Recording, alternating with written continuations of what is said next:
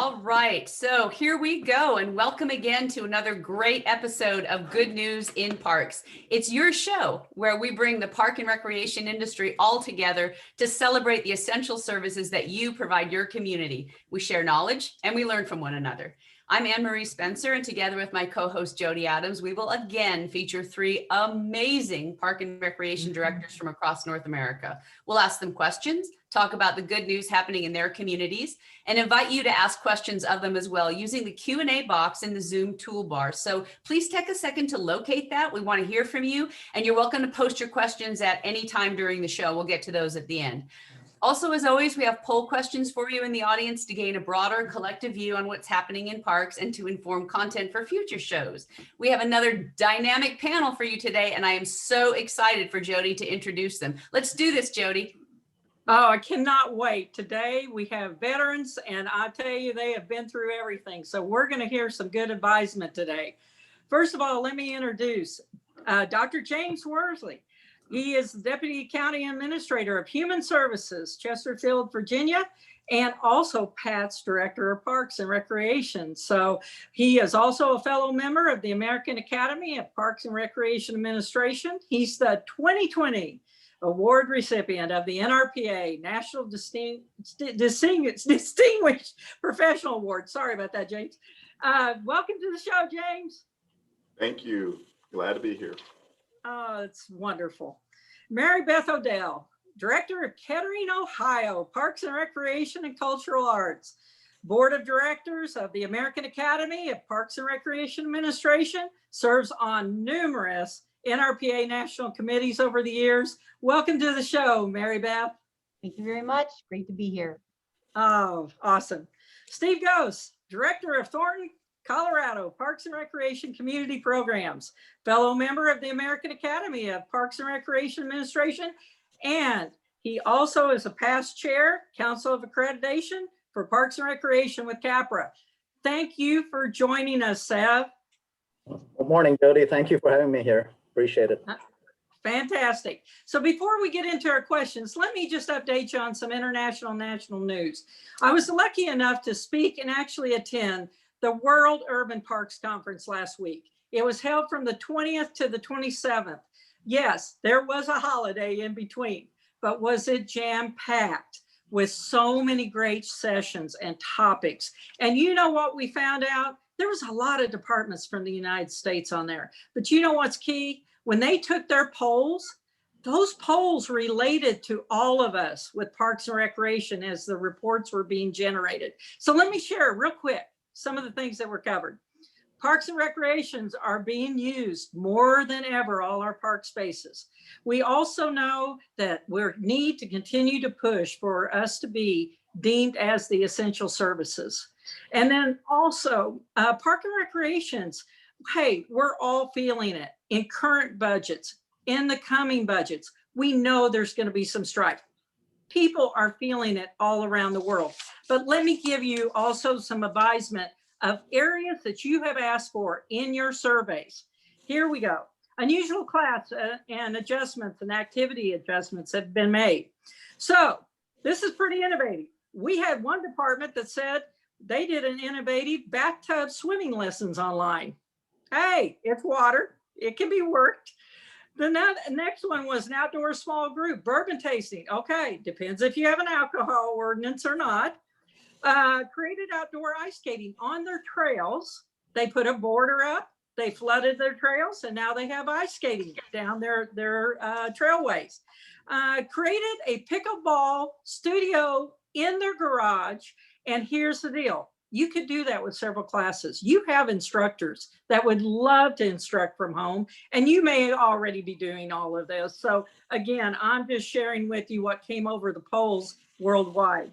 And then also repurposing your parking lots. We've seen that happen, but what has happened also is these have become the hubs of activity of where they're offering a lot of classes on their parking lots throughout their community. Then also some of them are adjusting times when they're offering their programs.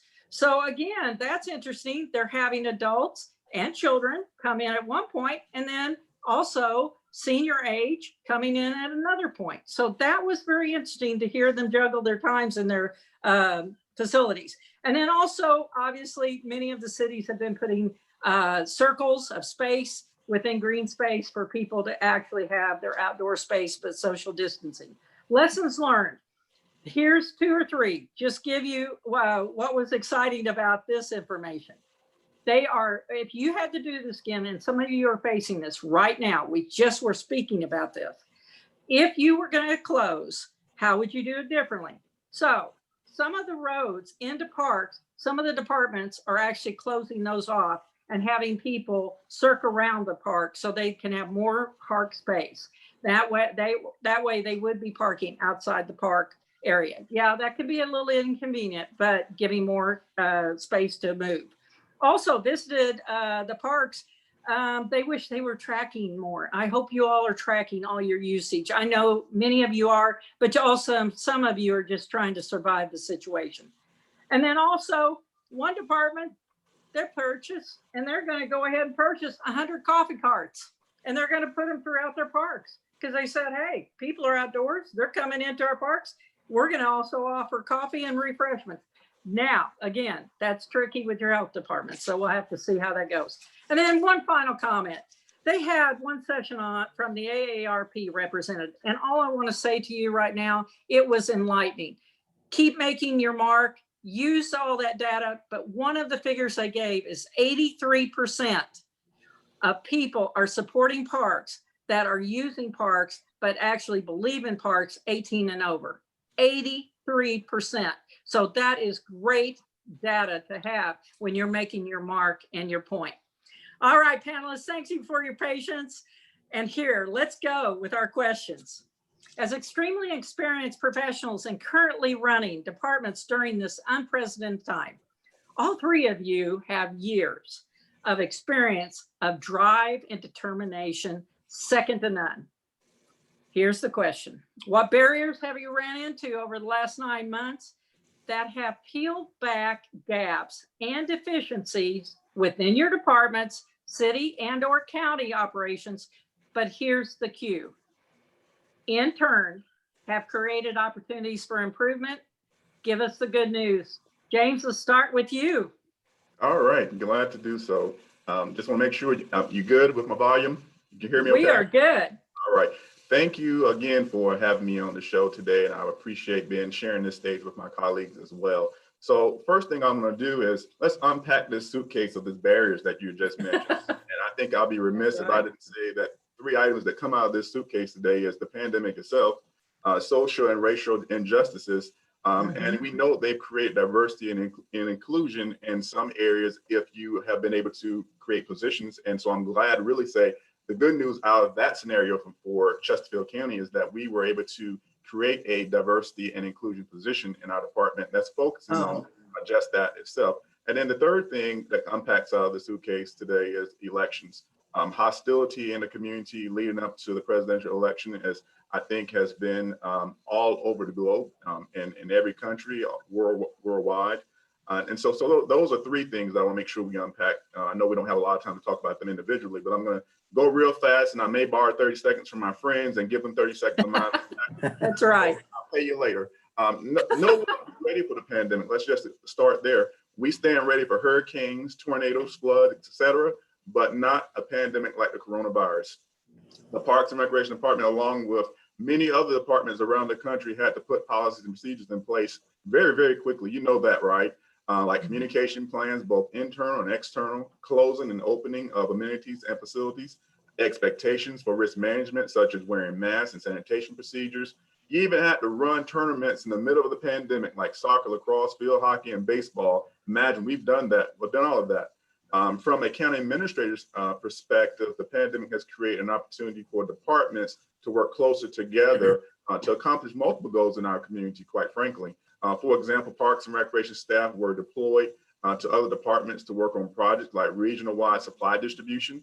Parks and Recreation worked hand in glove, honestly, with our schools for meal site coordination and distribution. That's all good news. Telecommuting prior to the pandemic was a very taboo topic here where I live for many in the county, including the Parks and Recreation Department. Now, can you imagine life without it? Most managers and directors' attitudes have done a complete 180 with this. Employees have proven to be more efficient with their time, decreasing travel time, fuel savings, less vehicles are in the repair shops, more meetings back to back. So when I get off the U at 1, I got another one I'm jumping right on, then another one after that. Food insecurities in the community have been a barrier. However, hold there, we got CARES funds, right? And that has helped tremendously with that. Chesterfield County, we gave $500,000 to our local food bank with the use of the CARES funds. That's phenomenal. It has helped thousands of people, over 30,000 people per month come through this particular food bank. We also provide local economic development grants for childcare facilities and nonprofit organizations through the Economic Development Office, all with CARES funds. We face budget woes like many of you have across the country, and we made budget cuts and furloughs. But the good news is furlough staff have returned to work. Sales tax revenues came in higher than projected. So what does that mean? Wonderful news, $500 bonus are coming our way for our full-time employees in the last paycheck of December, and $250 part-time, I'm almost there, part-time benefits eligible employees will receive the $250 check. Wow. That's not with CARES funds, but with countywide budget savings. And then lastly, in the good news area of this, our employees, full-time employees, they get 1st of January in the first paycheck will receive a 2% merit increase across the board for county employees, not with CARES funds, but with county budget dollars because of savings and smart decisions that our employees have made. I'll pause there and pass the baton. Awesome. Wow. I tell you, this is fantastic because the bottom line is you're creating opportunity and really taking care of those frontline heroes of our departments, and way to go, because that needs to happen. And I love you addressing this. And, you know, at first we really didn't have this type of evolution, but I think as time's going on, James, there's other departments doing what you're doing, but you needed to be the leader. Thank you for sharing that so much. Mary Beth. Yeah, well, thank you very much. And James, that's great to hear that you have bonuses and merit increases coming. But I will start out with some of our barriers that we definitely have seen is the financial realities of the COVID impact. Our department is very heavily reliant on revenues and units of service coming in the door. And of course, Ohio had a stay-at-home mandate starting in March, and it lasted for months. We had furloughs, layoffs. We had about 240 of our own staff that was furloughed and laid off. All our facilities were closed except for parks that stayed open. So we really did have that financial reality. And in Ohio, income tax is the main driver of revenue that supports municipalities and other government entities, and so with all the other COVID collapsing in the community. So we do have those economic realities, and I know all of you watching out there and listening out there can empathize with what I am talking about. And we still don't know. I mean, one of the things that we're really grappling with is, will people come back? Again, we're a pretty typical suburban park and recreation agency with rec centers and ice rinks and art centers and environmental centers, and we have an outdoor amphitheater, a 4,300 seat that we didn't open this summer. Will people come back to concerts? Will people come back? And that's yet to be determined, and we don't know that yet. And knowing that we have to schedule for things, we're not sure whether we're going to have summer. Are we not going to have summer? And so we're putting a couple of options together with that. So those are some of the opportunities, is that we're kind of lining ourselves up with not one track of thinking, but maybe 2 or 3 optional tracks of how we're going to approach service as we move forward.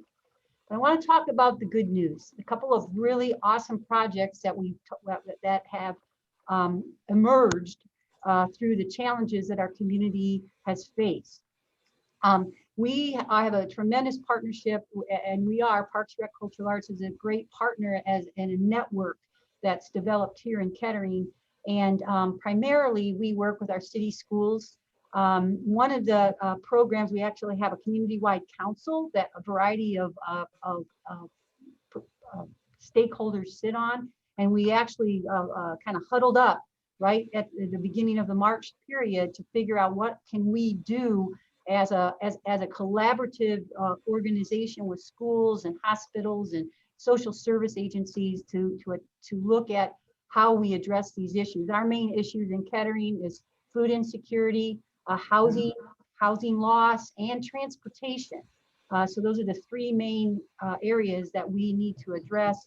What we did as a collaborative, we actually took all of our various data points and we actually mapped them on a GIS map in the city. We took our community block grant information, all the city data like free and reduced lunch, our crime data. We have where our refugee population is, what we have it by housing stock.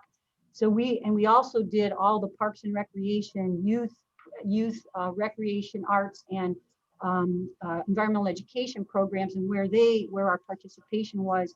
And we've overlaid a couple of these data points. It depends on what group you're on, to find the hot spots of where we need to focus our resources for various issues. Like, for example, we overlaid youth and family programming, our youth and family program, with free and reduced lunch. So it gives us some hot spots of where we can address resources. That's one program that's ongoing. Second one, which is super fun, I want to talk about, we just produced a series of social emotional learning videos. I know social emotional learning, for a lot of you know, is very aligned with school processes a lot of times. But through our collaborative and community networking, we actually have created these series of videos with school counselors and our youth, sports, arts, and environmental education staff to integrate social emotional learning tips and tricks through the video for parents to follow to help them through this time. All of our schools in our city are remote now. Even our parochial and private schools are all remote. Parents are at home. We're in the midst, we're a purple county right now, so we're just in the midst of COVID-19. Plus we're in the Midwest, which it's really cold right now, so everybody's inside. So we're going to be releasing this series of videos, which is good news. And we kind of looked at the bad, but looked at the good. And it was really, I'll tell you what, it was fun producing these. And we're going to be able to measure the impact that these videos have. Oh, good. So that all can be found on our website, as well as the Kettering Schools website, because we're releasing them on both social platforms. So that is my good news for right now. Well, that's a lot of good news, actually. And what great formulation to lead our audience and help guide them, because, you know, I did that. Mary Beth, that's interesting. You mentioned the 3 tracks. I did that when we had the recession, when I was director of parks, city county. And I got to tell you, that really did work. Which track were we going to follow as we kept going down the road? So really smart advisement. And great news on the videos with the mental health and everything. Thank you so much. Seve, what's going on with your area in Colorado? Quite a bit. So thank you, Jody. Actually, a lot of the things have been touched on, but just to share a few things slightly different. So the typical barriers we face, you know, police and fire typically get the kudos around here, but what we noticed, and we were one of the first states to close down along with Ohio and Washington. So that was a learning curve beginner for us. After the first week, we found out that our parks were overwhelmed. You know, our trash cans were filling up. Usually, you know, they would get emptied out once a day. Now had to be emptied out within that first week, at least 3 to 4 times a day. So that became, so when we continued with our weekly or daily meetings on the COVID situation, what we found was that we were now looked upon as an essential service. So that actually changed right within the first 7 days. We were looked upon for answers to issues that the community was facing, you know. And we have 3 rec centers, a senior center recently opened. So we have that impact directly on the community. So now looking at all the good news, what we're able to do is staff got right on there. As you know, Parks and Recreation staff are always eager to help and be energetic about things in situations like this.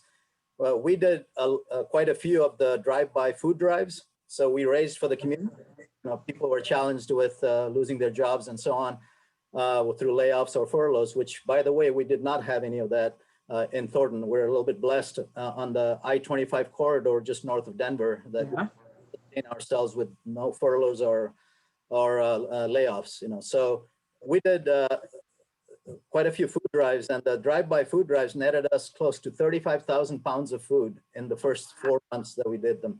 So obviously our food banks were very happy and appreciative of that. So that was a big thing.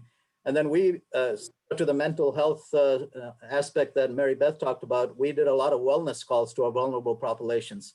And so that was very well received, because staff needed things to do and we're able to use them. And then also we put in park ambassadors out into the parks, so a lot of the became park ambassadors. So they track the numbers at the parking lots, the parks, the rec centers, the trails. They walk many of the trails. They also help the parks crews with the trash pickup because it was filling up more often and so on. So overall, it was very much a team effort. And again, the positives that came out of this was, as James also touched on, is that when it came time for the dispensation of the CARES funds, it was the go-to department to see where or how we can best use the funds well, and our city received about $11.5 million from the CARES monies, which was pretty significant.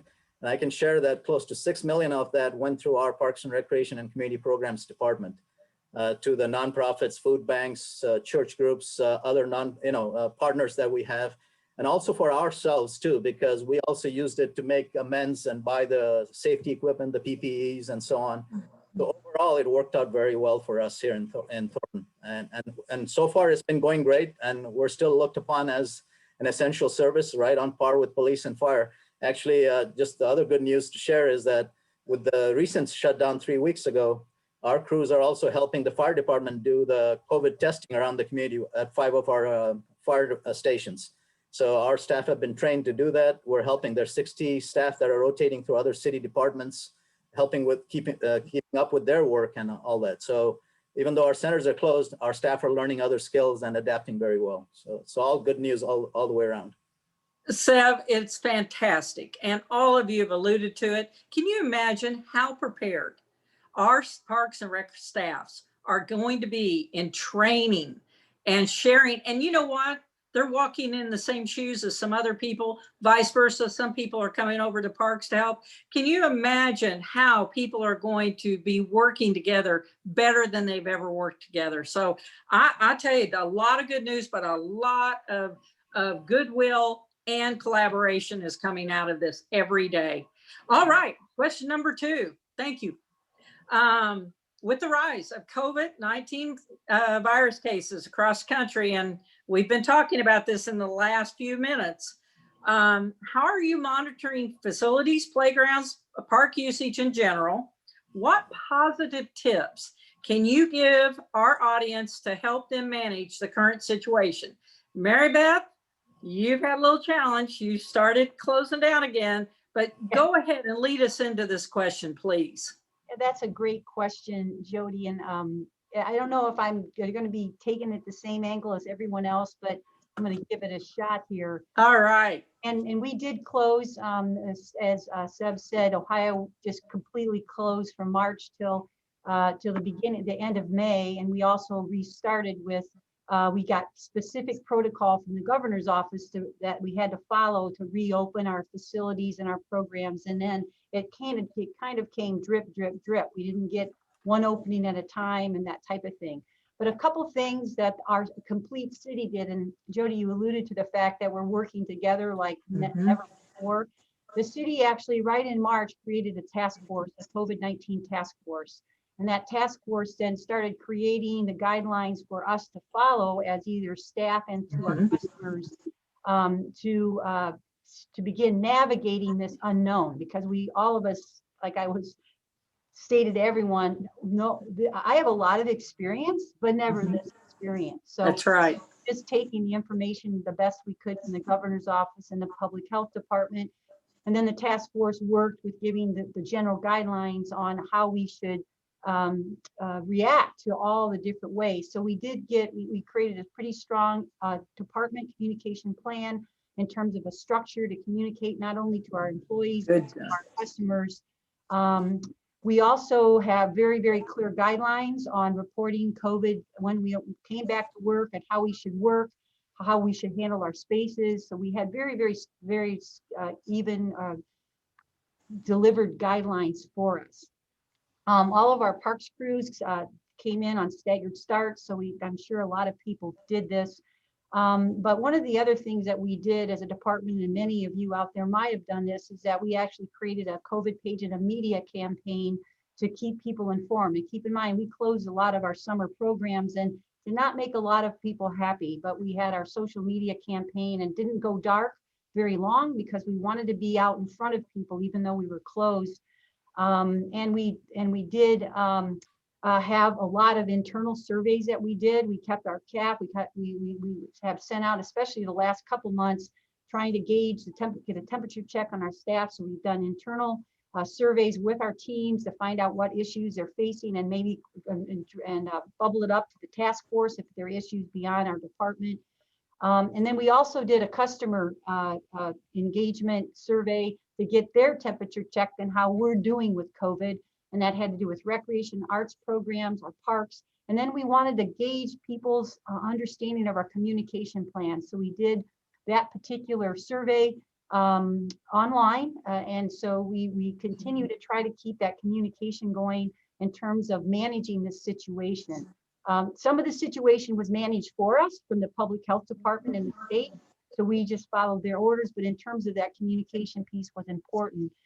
The other thing, again, going back to videos, we're big on social media here. We actually, and we do have very good broadcasting skills in this department. It's not me, it's other department people. They could probably be broadcasting right now, but we had a lot of, we produced a video of all of our facilities and the way we're keeping our customers safe when they come back. That means that they are coming back, but yet today is the first day we went back on our second closure process with capacity reductions and cancellations. So we're getting very, we're becoming veterans at opening and closing, opening and closing. That's what we did in terms of the scheduling and staggering. And we do have a work from home process right now that the city's employed.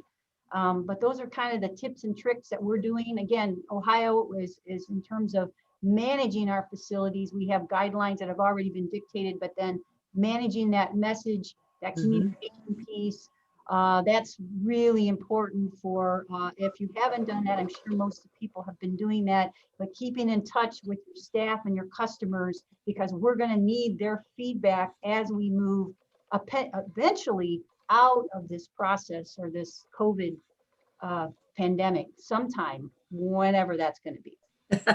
Well, I tell you what, this communication plan, I really am interested in seeing that. So we're going to have to get that from you, Mary Beth. That's very, very good that you guys were right on top of that. And again, you did internal surveys, which is important to know where your staff is, but also external and keeping up on that in timely fashion. So great job. Seve, what is your view on this and tips that you could give our audience? Sure, absolutely. Similar to what Mary Beth touched on. So one thing, as you know, typically, we get kind of working in our environment and we become very reactive to situations. What the situation made us do was become very proactive, so we were already developing the plans of communication, how to deal with the situations, the park issues, the traffic issues, and all those things. So we took the bull by the horn, so to speak, and moved on with it, and we've been very good at it. And to share a few other things as far as the tips that, number one is to follow the health department guidelines.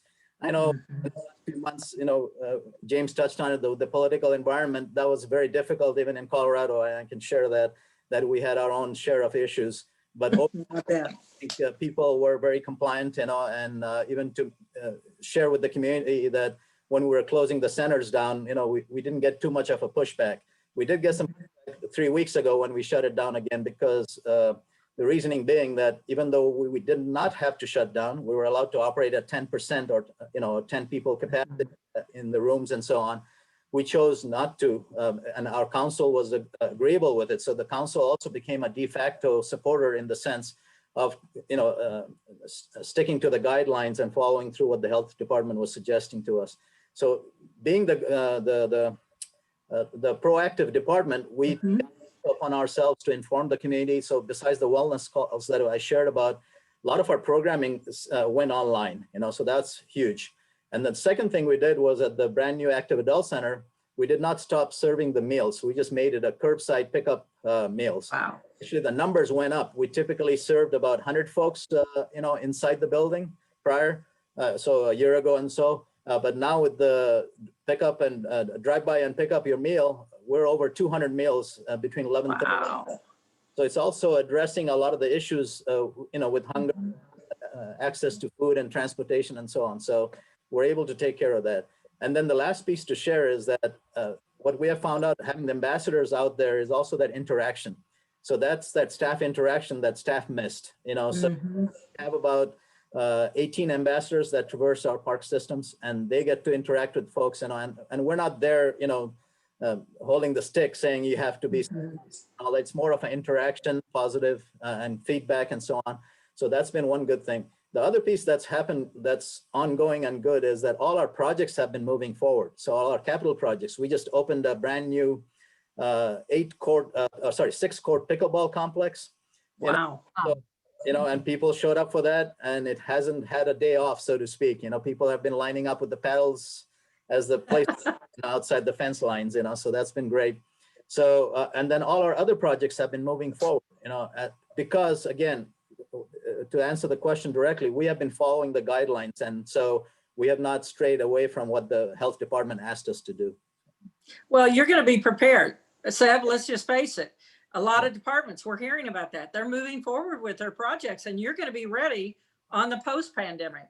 And Right. that is critical, because I don't know if everybody's thinking about that, because we're so in the moment.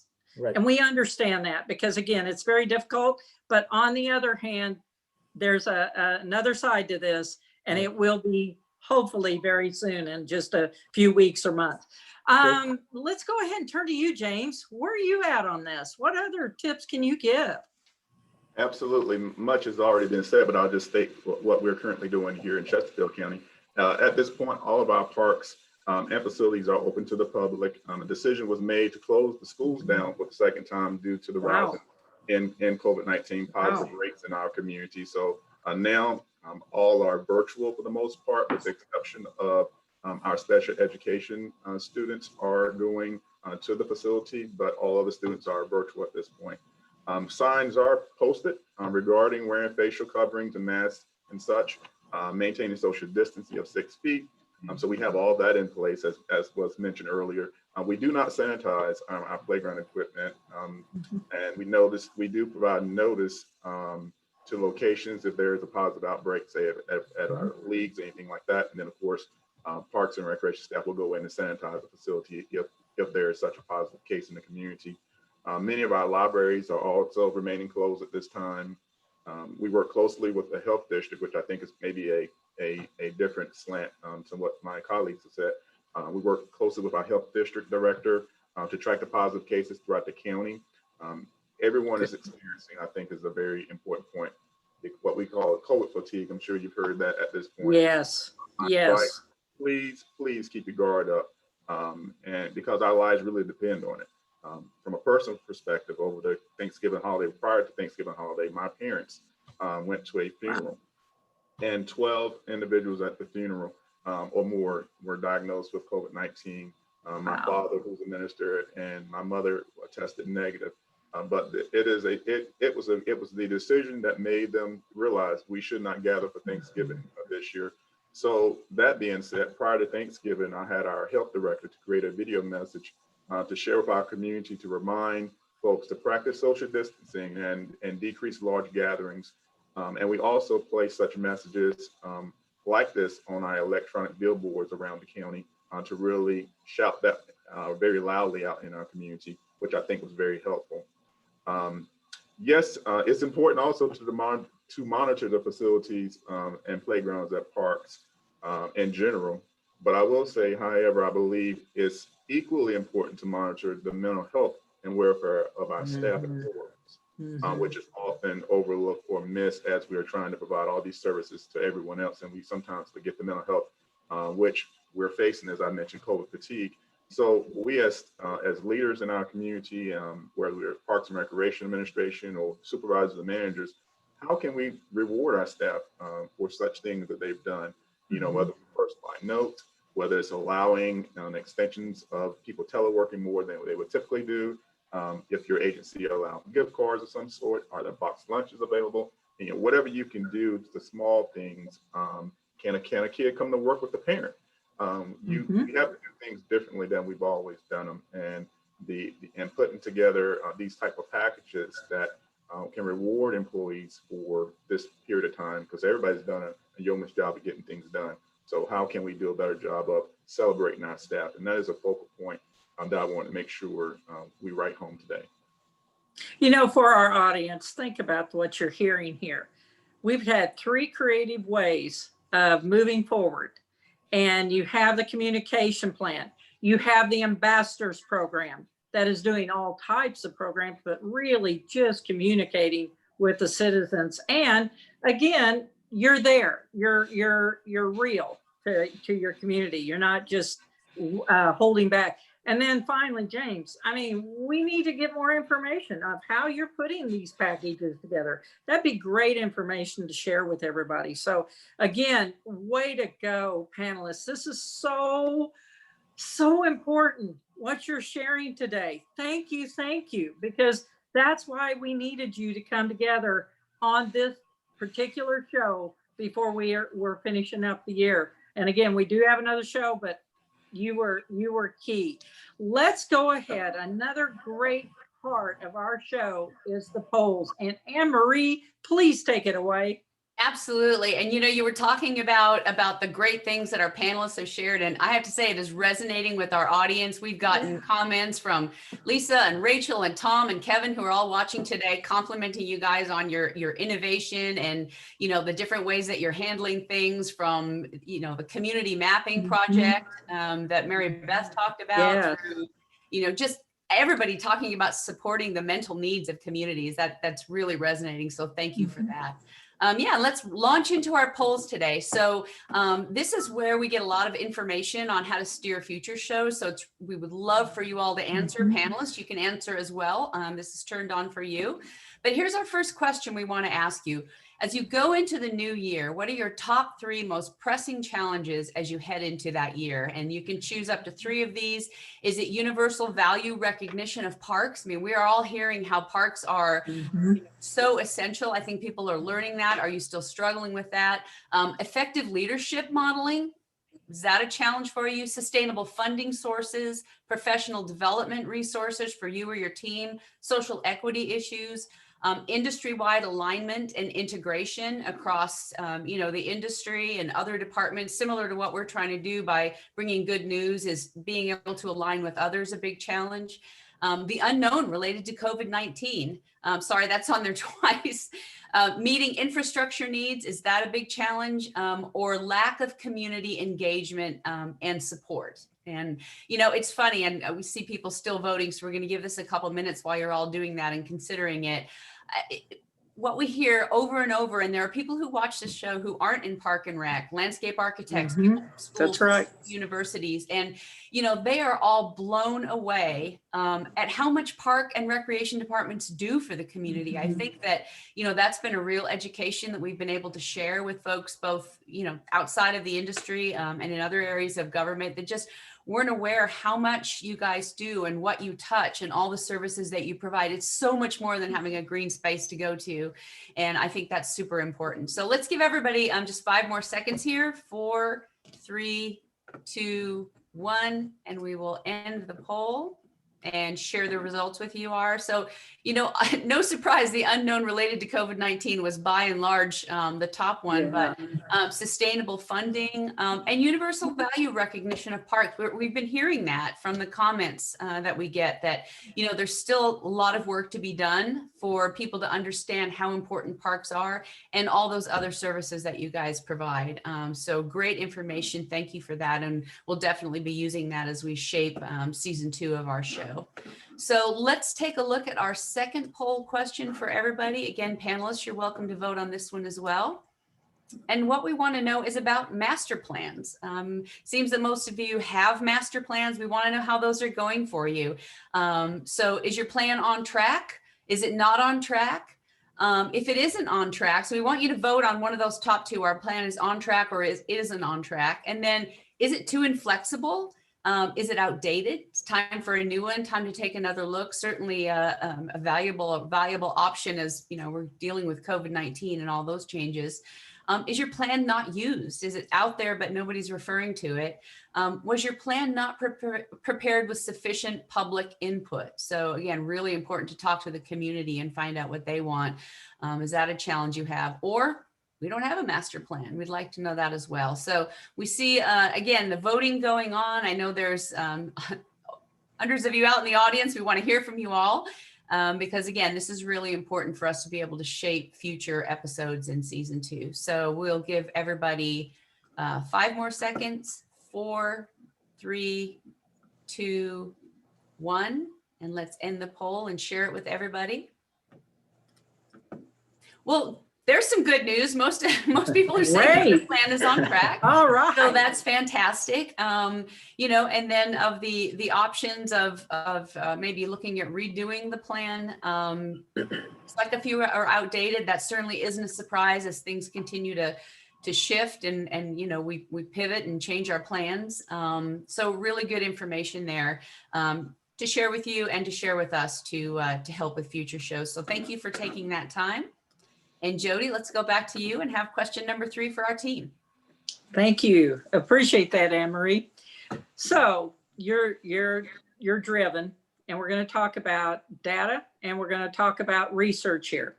So with the data and research out there, which is driving our field for years, and our departments and our decisions. But here's the question: what research and other tools are we missing today? Again, this has to do with your experience. And where would we lend support to our field professionals and departments on evaluation and move forward in the future? It's a futuristic question, but you know what? Nothing's off the table. Please give us your thoughts. Seve, let's start with you. What are we missing? No, thank you, Jody. You mentioned futuristic, but I think it still applies currently too. So my answer on that one is it relates to cost recovery or just the cost of programs, the daily operational cost. I think we tend to kind of focus on just typically the the direct costs, not the indirect costs, you know. And so developing a cost recovery model, you know, is important. I know the cost recovery phrase depends on the community you're in, might be taken differently in different ways and so on, sometimes negatively and so on. But whatever phrase you select for your community or your model, not just having the cost recovery model, but also what are you doing to attract new participants to your programs or facilities or rentals? I think we always get excited when a class fills up, but what I would always challenge staff with is the question, how many of those 20 in the class are actually new? So meaning timers or second timers, you know, not necessarily the ones that have been coming for a long time. That's great that they come, but what to attract new people to the program? So that's one of my challenges.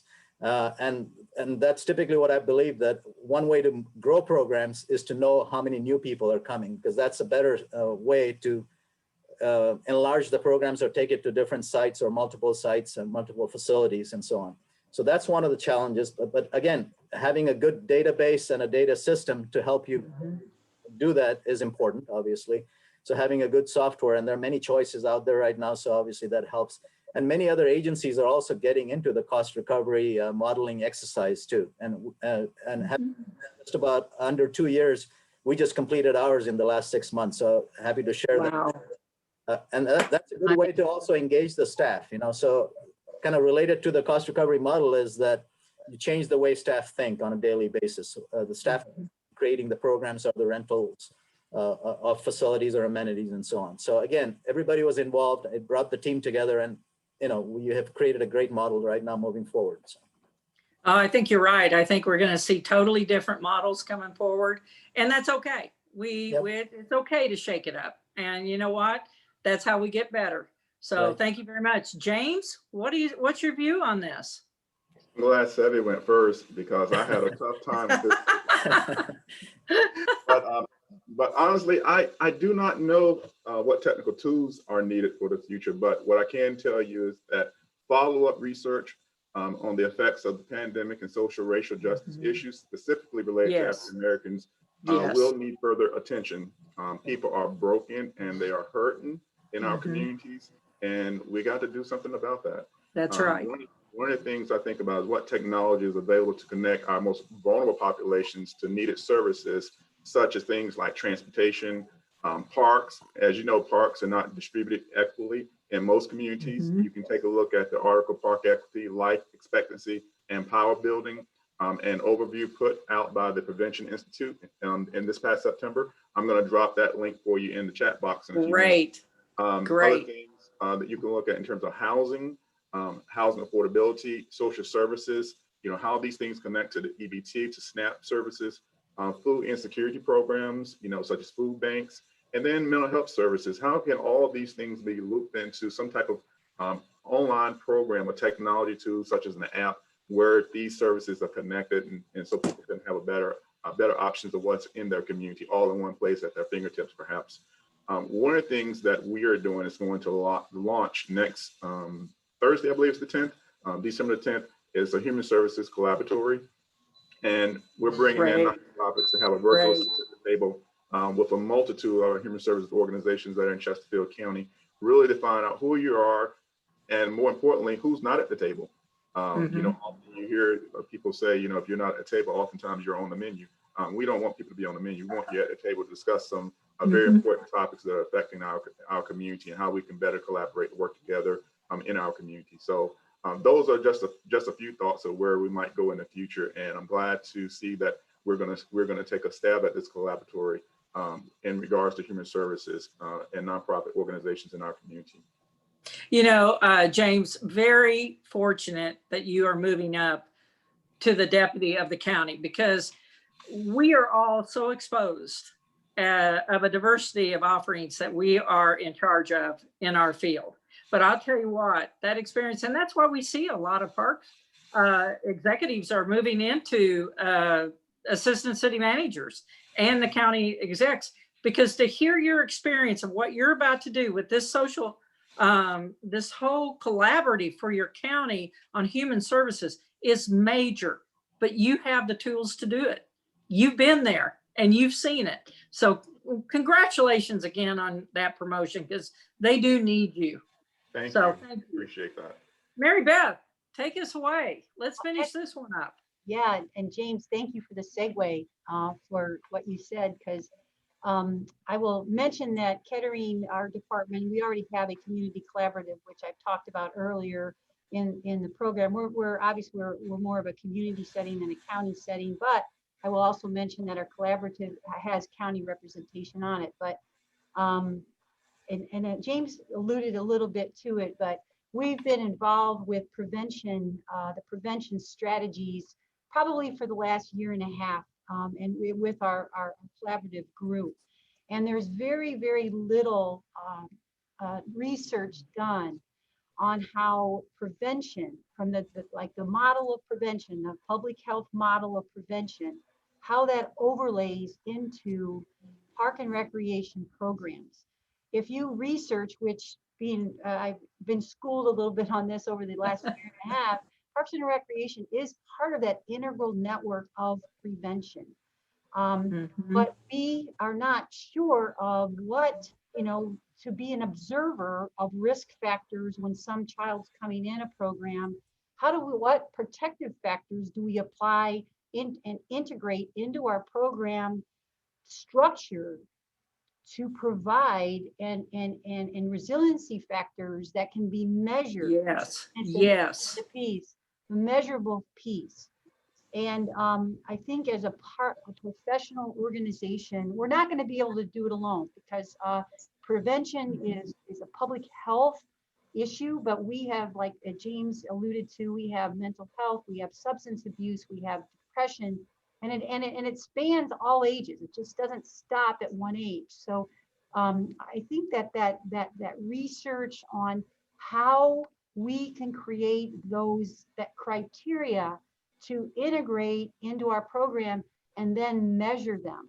One of the things like we're looking at, unbeknownst to the manager yet, is, do we create a prevention specialist, not a social worker, not a specialist in our department that can get trained in a collaborative way to bring those tools to the table. Like public health has the model. They have the model that we fit into. We just need to be able to step back and create the program. So if anyone out there, anyone who's listening today, call me or call Jody, call Anne Marie. You know, prevention is where we belong. Parks and Recreation, if you look at the health model, we belong in the first 2 tiers of prevention. That's our domain. When it comes into intervention, and that's probably not where we belong as professionals. We can be assistants with that, but that's where I think we need to go, Jody. And I don't know if it's futuristic, it's probably current, but how we play as a major, we're essential, and we say we are today. We're essential. Can we prove we're essential by actually changing behavior, improving mental health through a statistical way, and then have the tools to replicate that in multiple social settings around the country? So that is my answer to that question. I feel like I should be giving a prize or something. No, I'm just kidding. I tell you what, Mary Beth, you talk about this. I've known you a long time, and we've talked about this on this prevention. I just want to address, you have been on the forefront for years on the physical aspect of prevention, and all of you have driven this home in your communities. I've watched your programs. I've seen it. What I am so excited to hear today, more than ever, is about the mental side of prevention. And way to go, all 3 of you, because we need this to be hit hard. It is about being driven and determination of finding preventive programs and developing and be a part of solutions. You have done this and you are on your way. And thank you so much, because, oh my gosh, I'm really taken back. This is amazing learning today. And I don't know about you, Anne Marie, but I am learning so much myself. And I've been in this game a long time, but this is perfect timing for all of our field. Anne Marie, we are so excited. This is one of the most exciting parts of the show. Please take it away on our departments. Absolutely. This is so much fun because, as you know, nobody can do it alone. And you've got to imagine that these folks have some really incredible people on their teams. And so we like to give them the opportunity for each show to just kind of recognize some of the folks that they work with. And that's what this segment is all about. So Good News in Parks about great people. And we're going to start with you, James. Oh, wow. Thank you. Thank you. I was holding out now because I knew the slide was coming up, but we have some phenomenal staff that I know that are on the presentation today. So I want to say thank you for supporting Good News and for doing all that you do in our community. But this collage that you see before you is really a representation of all the fine folks throughout Chesterfield County, particularly in the Parks and Recreation Department. During the pandemic, we had a hurricane and relied much on the park staff to work throughout the county to clear roadways, streets, neighborhoods, and parks of fallen trees and other debris. Parks still had to be maintained even when they were closed. This phenomenal group also came up with virtual programs and experiences were created by innovative staff that are represented here in the collage that you see. Parks and Recreation partnered with schools to create food distribution sites at parks. Parks and Recreation staff also were redeployed to other areas of the county. For an example, our special events coordinator, Mark Penny, I don't know if he's out there, became the supply distribution supervisor for PPE in the Richmond, which served the entire region. So not just our county, but region-wide, which is phenomenal. Successfully, we ran tournaments during the pandemic, as I mentioned earlier, soccer, lacrosse, field hockey, and baseball. Just this past Thanksgiving week, we had a really huge tournament, Shooting Star field hockey tournament with great success and proper PPEs in play, working with the tournament directors.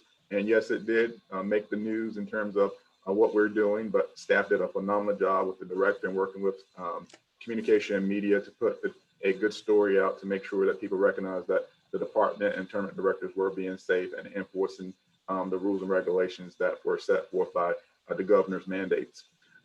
although not pictured here due to the sensitivity of their jobs. I'm especially thankful for my human services team members that work and continue to work the front lines during the COVID-19 because in their positions, they cannot work from home like many of us do, such as our group home staff and our juvenile detention workers.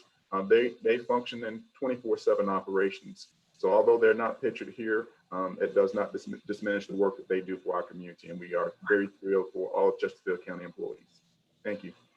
That's awesome. I mean, what a great looking group of people. And look at, again, we were talking about the diverse services. Look at all the different things that these photos represent. And that's just awesome. So from everyone here at Good News in Parks, thank you, Chesterfield County, for everything that you're doing for your community. Seve, let's go to you. So similar to James, what I was able to do was put all the staff together into one photo. So I apologize for that. But it's still the same message, so it's our group of staff standing in front of our brand new recreation center that opened November of 2019. So we're only able to see about 3 months of operation. So that's why the photo is there. And we're also a gold medal finalist, so we're showing that off a little bit too. But you heard me talk about all the things that we've been doing. So one thing I forgot to mention, but it's apt to this conversation about mental health and so on. Working with our school district, we do know that there are about 4,500 students that are couch surfing, or basically in a way homeless. So working with the council during our budget process in September, we were able to get funding for a homeless navigator. So I wanted to recognize that fact. So the way we're going to tackle this issue is also prevent the homelessness from happening. So it's not just taking care of the visible homeless, because they typically can get some help, but it's the invisible homeless behind the scenes that are couch surfing is how we're going to address the issue. So I wanted to just touch on that in Thornton, we're able to take care of that because in our large school district, we have close to 4,500 students that are couch surfing currently. But again, you see a happy group of staff there that's in front of our new building. Too bad that we haven't seen it in full operation yet, but we're looking forward to that, in the coming months. And so it's a great team effort, as I've shared before, with all the things we've done. And this is the group that's done it. So thank you. That's awesome. That's a beautiful, beautiful building too. I'm sure that the community can't wait for it to reopen. And thank you to everyone in Thornton and your Parks and Rec staff for everything that you do. Great looking group of folks there. All right, Mary Beth, finish us up. All right, well, thank you. Here we go. Well, this is the Kettering Parks, Recreation, and Cultural Arts Leadership Team. And everything I talked about today, as if you're a director out there, you realize that it's not you that gets everything done, it's the team that you work with. And these are the three of the most outstanding professionals I have ever worked with in my career in terms of their skill set and their knowledge. They just embody the character and professional can-do attitude every single day, and especially over the last year, which we've just been, we've all described our challenges with COVID-19.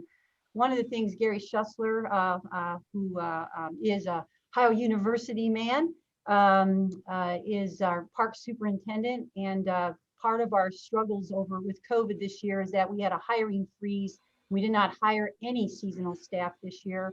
What that meant is that we had a very, very slim staff to maintain all of our parks and government properties through the pandemic. And with Gary's, he's a very motivationally oriented person. He was able to keep his staff motivated and inspired through this whole process, and that was not easy.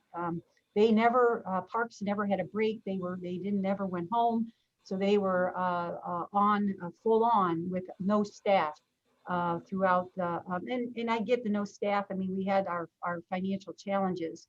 The other thing is, through the midst of this, Gary also, with a couple of his team members, updated our park master plan. And typically, we hire consultants and we get people to help us, but based on what we're challenged with, Gary led his parks team to update our park master plan. And actually, it's just saying this, you consultants out there, is better than any consultant could have ever done. Good job, Gary. Great job. You're going to hear a lot from Gary in the future. Shana McConville on the far left, she's our cultural arts manager, incredible professional art person. She's recognized not only in our community, but in the region and the state as being one of the premier cultural arts education folks, service deliver person in the state. One of the things Shana just completed through this pandemic is that she in cooperation with the engineering department, we rebuilt a bridge in Kettering. In fact, 2 bridges we're rebuilding through this pandemic. But Shana, actually through the Public Art Committee, led the process of bringing in a public art professional that actually works on Department of Transportation projects. Vicki Scurry, you may know her, Anne Marie. She's from Washington State. She does a lot of bridges, and Shana, in cooperation with engineering, just finished our Shantz Bridge. You can go online, playkettering.org, and you can see it. But she really was masterful at bringing that all together. And as again, her art experience. And right now we're working with another project, Ridgeway Bridge, to put yet another public art project in cooperation with that bridge redesign. Last person, Shauna Llewellyn. She is our superintendent of recreation. We haven't had that position. She's just been with us a couple years. That position was vacant for about 25 years until a couple years ago. But Shauna is leading our reaccreditation process. And of course, everybody knows reaccreditation, but what's different, what we're doing this year, and some of the departments out there may be doing this, is we're actually putting all of our accreditation information in Power DMS. And some of you who have done that, transferred from your typical accreditation process into Power DMS. That is a daunting effort. So her with our business technician she's leading the pack on that. I've got a lot of to-dos lists on my agenda because I'm down about 4 or 5 full-time staff now. But the other thing I want to give a shout out to Shauna. We have open and close and open and close, and now we're doing that again. And recreation is our largest division in terms of number of people and facilities. And so she's been doing a great job kind of crafting that, very, very organized individual, and has been able to craft our opening and closing, and bringing people back after layoffs and furloughs. And all of you know how straining that is and taxing that is. But she's a woman for the job. And all 3 of these you guys will hear from on, I'm pretty sure, on the national level within the next 10 years or so. That is amazing. Thank you, Shana and Gary and Shauna. What a powerful trio of people. I mean, that is so much work that you just talked about. And wow. It's just absolutely incredible that a small team can lead such a huge effort. So congratulations, and thank you all for sharing this information about your teams. It's always so great to hear. And as we move into the questions, we had a comment. We've talked about this once, and I'm going to mention it again. All the different services that you guys offer. Stephanie in our audience just echoed the same thing. She's not in Park and Rec, and it's the wonderful thing that she's learned from all of you and the shows is that everything you do, it's just incredible. It's a wonderful education. So let's move into some audience questions. We have some really great ones here, and I'm going to start out with this one. Since we're all in the business of park and recreation, I'm wondering if you can share any fun ideas for how you are engaging your staff in playful team building, and also how are you approaching holiday celebrations with your own teams in a safe but meaningful way? Morale is so important right now as we strive to remain resilient and service others. That's a great question, Lisa, and totally agree. So does any of our team have some insight on the question? Yes, Mary Beth. Yeah, well, and that's so timely. We just reestablished our positive notes committee that represents a representative from each division in the department. And right now it's being driven by the team. They're going to come up with the activities. We actually have monthly meetings, and we have twice a year. We have an entire quarterly or all department meeting, and ours is December 16th. This year, a couple of things we're doing is we're actually going to cater in box lunches that will be delivered to the facilities. People have to eat in their cars or their trucks or wherever they are with their lunch. Mask off, of course, they can eat like that.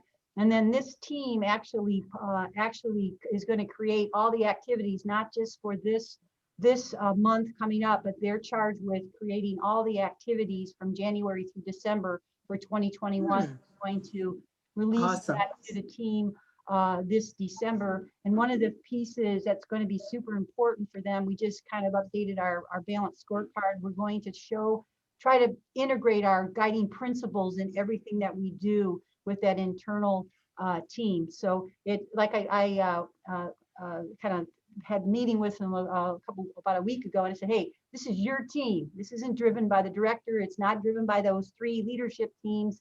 because it has to come from you. So it's going to be a team-driven, team-led Yes.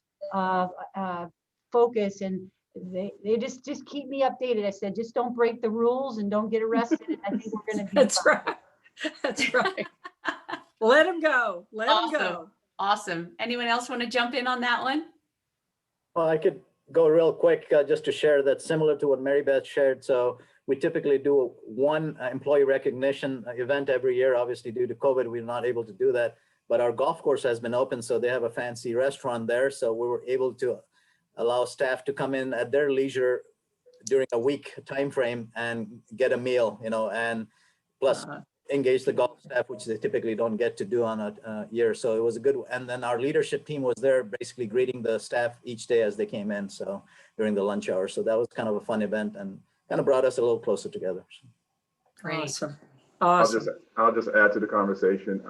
Usually, like you all, we do big things during the holiday times, but due to, of course, our risk management department, they're like, whoa, don't do that this year. So we're abiding by the county policies, but that doesn't prevent us from doing some things individually. So one of the things that I decided to do when I first joined the new team that I'm on, I had everybody to complete a personalized profile and a series of questions, things they like, dislike, and so I could learn about them. And so I'll personally be doing some personalized holiday things with each person based on their profile and some personal gifts of that nature. But one of the things that we may could do just as an idea for others that are viewing, similarly as we do perhaps with our family and friends, holiday Zoom, and come up with some idea, bring your holiday snack to Zoom party and do something like that. We've done retirements that way during this COVID time, and you can enter into different rooms within the Zoom to create games, if you will, and have conversations. So those are just some things you might want to think about from a social aspect. That's great. Okay, here's another great question. You all have mentioned the challenge of hunger and providing food for the community. Can you talk more about how you rallied your teams to either set up a resource and or expand this critical service? And are there key partners that you're working with that you can recommend to our other viewers? Sure. I think I jumped on that bandwagon to talk about that first. And so with the comments that I made earlier, I'm really going with talking about our social services department, social services report in the human services arena as well. And so our staff that work in social services are looking at items like food insecurities and working with our local food banks and social workers and other nonprofits that support that endeavor. And so the Chesterfield Food Bank is the local provider here, but you may also have in your area to work with more of a national brand, like you may be familiar with Feed More. Feed More is a national brand that works in several regions around the United States and can partner with you, which they do partner with us locally as well. And actually the Feed More local district director will be in our meeting next Thursday when I reference about the collaboratory. So that's exciting as well. But, even locally here within the departments, there are organizations like Chasm is a nonprofit group. And during Thanksgiving, they did fundraisers. You had opportunity to bring in donations for food. And so several departments within the county participated in that to bring in the food. And then Chasm, of course, supports the community in that regard. Here at the Christmas holiday, I just went to a program yesterday called Christmas Mother. I've done a little bit different this year, but basically the Christmas Mother is a longstanding organization that you donate toys and gifts and also items for seniors as well. And as of yesterday, they had 935 families that they were donating to this year. Wow. And 212 seniors. And the way that they're doing it differently, you get in line, you have a number, you already registered, and you're going through a drive-through system. It's all built up with volunteers, not necessarily staff. So the volunteer base for that is impeccable. So those are just some other ideas of how you might want to jumpstart something in your own community by working with the local partners. Love it. And if I can go real quick to add to that. So we were lucky here in Thornton that a couple of years ago, so just before I got here, a new division was created in our department called Community Connections. So the idea was to connect people to the resources in the community, people in need, and especially marginalized populations. And so that's the group that basically worked with all this food drives and so on to collect the food. And our main go-to for the food bank here was the Food Bank of the Rockies. That was the big beneficiary. And then obviously with the CARES Act monies too, so that was a huge piece. But we're lucky to have that and be a step ahead in that game, so we're able to do that. And this is also the group that also funnels our CDBG funding through. So we're also kind of shifted the CDBG funding to taking care of homes and people that are struggling to pay and so on. So some of the funds have been shifted to taking care of bills for the needy population too. Wow. Yeah, and just jump in, Seve, again, a good segue. City and school actually has a joint position, probably similar to you, Seve, that we actually hired, and it was hired through our Partners for Healthy Youth Advisory Board, which is a collaborative board between the school and the city that has representation from school and city, blah, blah, blah. But Janelle Carroll's her name, and she is the resource. She's the person that connects the resources, both food, transportation, all of those with city and school needs. So we have that person as well. It's not one in one department, it's shared between the city and the school. We also have a couple of volunteer, well, of course, the schools run their summer food program and free and reduced lunch, but two things that we have done, we have a specific backpack program. I'm sure a lot of people have heard of that. That is operated volunteer group run. And then our department, in collaboration with Partners for Healthy Youth, actually runs a food site at a couple of our underserved areas. And it's done completely with no government funds, completely with volunteers. And I have to give a shout out to our newly elected state representative, Andrea White. I know she's not on here, but she was key in leading that for the last 8 years. And it's no money, but we served over 100 kids a day and very targeted. So you can do it, with passionate people, volunteers, churches, service groups. I don't know, there's a lot of service groups out all the time, but we actually have done that. This was our 8th year. It was a little different this year because it's social distancing. So our mapping also is going to be vital for us to really target resources to the people that really need it. So we have a lot of good things, good news going on with touching people's lives. That's right. All That's different right. ways. That's awesome. So I'm going to share some more good news with you, talking about next week's or December 17th show. It's the last one in season 1, but don't worry, season 2 is right around the corner. So if you haven't signed up yet, playcore.com/events is where you can find information on that. Sign up for all of them. Get all the CEUs. Celebrate all the wins. Let's talk about good news. It'll be going on all next year. We've also listed the email address where your CEUs come from. And look at this panel we have. I mean, what an amazing group. Rebecca Benet, Becky's got so much information and years of experience to share. Randy Venus, Susie Curavilla, we are so excited to have them in. Interesting, as a special preview, we have a fun thank you. This is the first time we've gotten a video thank you from an audience member. Wow. From a well-known mayor of Pawnee, Indiana. How many of you know what I'm saying here? Oh, yeah. There's some TV show about Pawnee, Indiana. Anyway, their mayor has sent us a special little thank you. It's hilariously funny. And just to send the first season out with a bang, we're going to share that with you because it's goofy and fun. And so what I would like everybody to do, and this is another question that came in from the audience, real quick, let's end with this because I love it. Jody, I want you to do this too. In one sentence, tell me what you are most optimistic about for 2021. Mary Beth, you want to start? Well, thank you, Anne Marie. I will tell you, this is honest, one sentence. I'm most optimistic about us getting back to normality and exceeding expectations out of this COVID pandemic and creating an experience like no other by 2021 December. Love it. James? I love Mary Beth, and she and I have presented several times together. I'm going to take a different twist. I don't want to get back, Mary Beth, to normality, so to speak, because we've learned a lot from COVID, and so due to some of the changes that are taking place, I'm optimistic that we're going to be better coming on the other side of COVID than we were before COVID. I'm optimistic there. Love it. Seve? Similar to what James said, I think, I want to be optimistic, but I think I want to take it slow also because I think it's been a good learning experience and I think we're adapting fairly well and seeing the other side, so to speak. And I think, as I shared earlier, being proactive and coming up with new ways of doing things, I think has made us stronger as a team.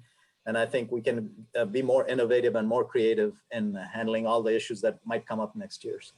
Absolutely. Jody, take us out. I cannot wait to see what comes out of this because our field is so creative, so innovative. I believe we're going to lead several fronts, more than we've ever led in this country. We've always been the people's safe havens. We've always been the people's gathering places, but you just watch what happens after this, after our learning curve. So it's been challenging, but I think we're going to be better than ever. And I just want to say to all of you, you're the heart and the soul of our field. And thank goodness you're in it and you're in it for the right reasons. Thank you so much. And Anne-Marie, thank you so much. Great job, you guys. Absolutely. Totally agree with all of you. I'm super excited to apply all the things that I've learned this year. And, it's an unfortunate circumstance that created the opportunity for learning, but the learning cannot be denied and super excited to apply that. Thank you, everybody, so much. Thank you. Yeah. All the good There you go. you. And we hope to see you December 17th. Thank you Oh, yeah. so much and enjoy the rest of your day. Thank you Happy so much. holidays. Happy holidays. Thank you. Bye-bye. Bye.